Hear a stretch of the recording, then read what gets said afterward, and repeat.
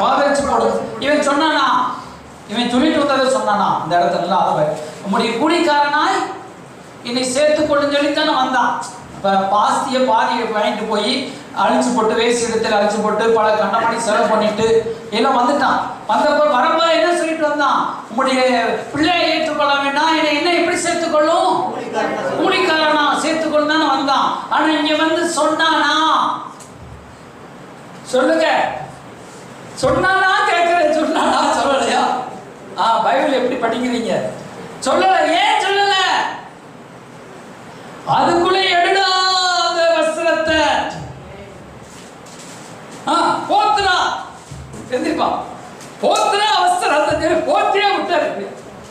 அல்லேலூயா. எடுடா அந்த ரிங்க, அவர் ரிங்க மாற்றாரு, சுக மாற்றாரு, கொடுத்த